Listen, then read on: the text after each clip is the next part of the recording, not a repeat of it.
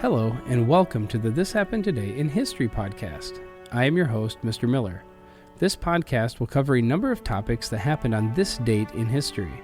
Please visit the podcast webpage at thishappenedtoday.buzzsprout.com. There you can download the notes page, which will help you organize the information as well as develop your own ideas on how these events change the world around us. If you're interested in hearing more, please consider subscribing so you will not miss out on what happens tomorrow in history. Today is June 20th. In 1975, Jaws, a film directed by Steven Spielberg that made countless viewers afraid to go into the water, opened in theaters. The story of a great white shark that terrorized a New York, England resort town became an instant blockbuster and the highest-grossing film in movie history until it was bested by 1977 Star Wars. Jaws was nominated for an Academy Award in the Best Picture category and took home 3 Oscars for Best Film Editing, Best Original Score, and Best Sound. The film, a breakthrough for director Spielberg, then 27 years old, spawned several sequels. The film starred Roy Schneider as principled police chief Martin Brody, Richard Dreyfuss as the marine biologist named Matt Hooper, and Robert Shaw as a grizzled fisherman called Quint. It was set in a fictional beach town of Amity and based on a best-selling novel, released in 1973 by Peter Benchley. Subsequently, water-themed, Benchley's bestsellers also made it to the big screen, including The Deep in 1977. With a budget of $12 million, Jaws was produced by a team of Richard Van Zanuck and David Brown, whose later credits include The Verdict, 1982, Cocoon in 1985, and Driving Miss Daisy in 1989. Filming, which took place in Martha's Vineyard, Massachusetts, was plagued by delays and technical difficulties, including malfunctioning mechanical sharks. Jaws put now famed director Steven Spielberg on the Hollywood map. Spielberg, largely self-taught in filmmaking, made his major feature-length directorial debut with The Sugarland Express in 1974. The film was critically well-received, but a box office flop. Following the success of Jaws, Spielberg went on to become one of the most influential, iconic directors in the film world, with such epics as Close Encounters of the Third Kind, 1977, Raiders of the Lost Ark, 1981, E.T. the Extraterrestrial, 1982, Jurassic Park, 1993, Schindler's List in 1993, and Saving Private Ryan in 1998. E.T., Jaws, and Jurassic Park rank among the highest-grossing movies of all time. On January 17, 1920, the law prohibiting the use or sale of alcohol in the United States went into effect. Before long, illegal bars called speakeasies were trying to pass off dangerous, locally made industrial alcohol as the real thing, but customers were quickly rejecting the foul-tasting brew.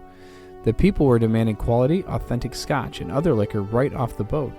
Within weeks, organized smuggling of imported whiskey, rum, and other liquor called rum running began. Among the customers for imported booze from Europe, Canada, and the Caribbean were the nation's bootleggers who ran and supplied thousands of speakeasies.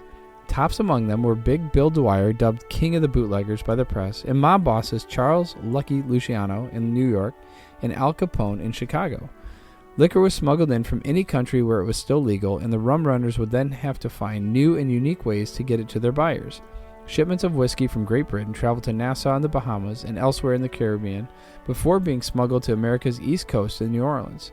Whiskey distilled in Canada was smuggled by ship or across land to the west coast from British Columbia, to the Midwest from Saskatchewan in Ontario, and to the east from Nova Scotia and the French island of St. Pierre, a liquor smuggler's hotspot off Newfoundland. Loads of rum from the Caribbean, imported champagne, and other alcohol also made it ashore. Captains of boats loaded with liquor bottles and false bottoms beneath fish bins anchored offshore at designated areas waiting for contact boats. Small high-speed crafts with buyers who tossed aboard a bundle of large bills bound with elastic bands, loaded their liquor orders onto their boats and sped to shore to load it onto trucks headed for New York, Boston, and other cities. One such stretch of ocean for liquor-selling boats, famously called Rum Row, ran from New York to Atlantic City, 12 miles out in international waters to avoid the U.S. Coast Guard. The golden years of rum running were the early 1920s, before the Bureau of Prohibition agents, local police, and the Coast Guard knew just what liquor smugglers were up to. On the Detroit River, Detroit's vicious Purple Gang used speedboats to run liquor into town from Windsor, Ontario. They also hijacked the loads of their competitors. One famous Western rum runner was Roy Olmsted, who shipped Canadian whiskey from a distillery in Victoria in southwestern Canada down the Haro Strait, stashing it on Darcy Island in its way to Seattle. Olmsted was making $200,000 a month before Prohibition agents tapped his phone, leading to his arrest and end as a rum runner in 1924. Individual bootleggers transporting booze by land to Seattle would hide it in automobiles under false floorboards with felt padding or in fake gas tanks. Sometimes whiskey was mixed with air in the tubes of tires. To fool authorities at the border, a smuggler might have a woman and a child in his car with hidden liquor or even stow it inside of a school bus transporting children. Out at sea on the Great Lakes, rum runners in schooners or motorboats contended with the Coast Guard, rough weather, and frozen water. Even worse were the go-through guys, hoodlums armed with pistols and machine guns and speedboats who hijacked ships, stole cargo, cash, and at times killed rum runners' crew and sank the ships.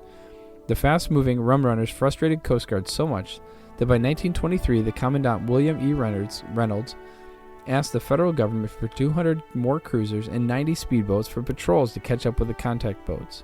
The agency also added 36 World War I naval ships to enforce Prohibition and employ 11,000 officers and crew. On June 20th, 1923, a large fleet of seaplanes were to be mobilized in an attempt to catch rum runners off the Atlantic coast. It was believed that this would be more successful than the current means of catching rum runners who were equipped with very fast boats who were outrunning federal agents. The reality is that they never really stopped the smuggling of liquor into the United States, and in the end, Prohibition proved to be a miserable failure. On December 5, 1933, when the 21st Amendment was ratified, Prohibition was abolished in the United States.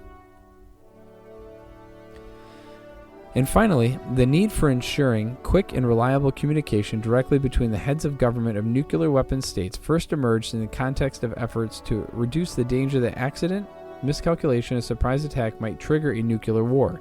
These risks, arising out of conditions which are novel in history and peculiar in the nuclear-armed missile age, can of course threaten all countries directly or indirectly. The Soviet Union had been the first nation to propose, in 1954, specific safeguards against surprise attack. It also expressed concern of the danger of accidental war. At Western Initiative, a conference of experts on surprise attack was held in Geneva in 1958, but recessed without achieving conclusive results, although it simulated technical research on the issues involved.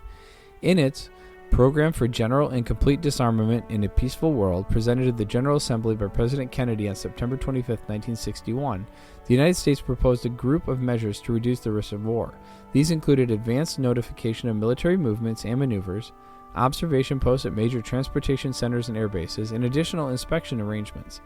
An international commission would be established to study possible further measures to reduce risks, including failure of communication. The United States draft treaty outline submitted to the ENDC on April 18, 1962, added a proposal for the exchange of military missions to improve communications and understanding. It also proposed establishment of rapid and reliable communications along the heads of government and with the Secretary General of the United Nations. The Soviet draft treaty on general and complete disarmament, March 15, 1962, offered no provisions covering the risk of war by surprise attack, miscalculation, or accident. On July 16th, however, the Soviet Union introduced amendments to its draft that called for 1. A ban on joint maneuvers involving the forces of 2 or more states in advance notification of substantially military movements, 2. Exchange of military missions, and 3. Improved communication between heads of government and the UN Secretary General. These measures were not separable from the rest of the Soviet program. The Cuban Missile Crisis of October 1962 compellingly underscored the importance of prompt, direct communication between heads of state. On December 12th of that year, a U.S. working paper submitted to the ENDC urged consideration of a number of measures to reduce the risk of war. These measures, the United States argued, offered opportunities for early arrangement and could be undertaken either as a group or separately. Included was establishment of communication links between major capitals to ensure rapid and reliable communication in times of crisis. The working paper suggested that it did not appear either necessary or desirable to specify in advance all the situations in which special communications link might be used.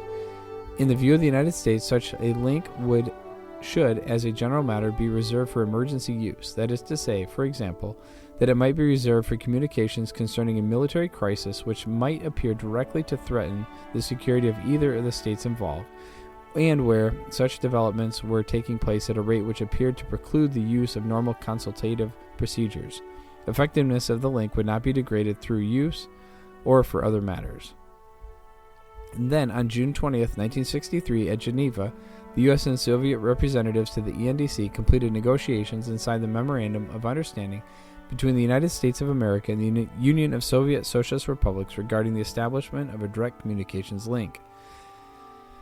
The memorandum provided that each government should be responsible for arrangements of the link on its own territory, including continuous functioning of the link and prompt delivery of communications to its head of government. An annex set forth the routing and components of the link to provide for allocation of cost, exchange of equipment, and other technical matters. The direct communications link would comprise a full-time duplex wire telegraph circuit from Washington to London, Copenhagen, Stockholm, Helsinki, and Moscow, and a full-time duplex radio telegraph circuit from Washington to Tangier to Moscow, with 2 terminal points with teletype equipment. If the wire circuit should be interrupted, messages would be transmitted by the radio circuit. If experience showed the need for an additional wire circuit, it might be established by the mutual agreement. The HotLine Agreement, the first bilateral agreement between the United States and the Soviet Union, gave concrete recognition to the perils implicit in modern nuclear weapon systems. Was a limited but practical step to bring these perils under rational control.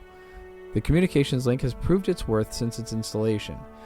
During the Arab-Israeli War in 1967, for example, the United States used it to prevent possible misunderstanding of U.S. fleet movements in the Mediterranean. It was used again during the 1973 Arab-Israeli War.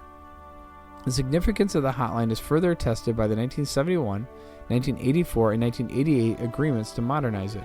These agreements are discussed in following sections.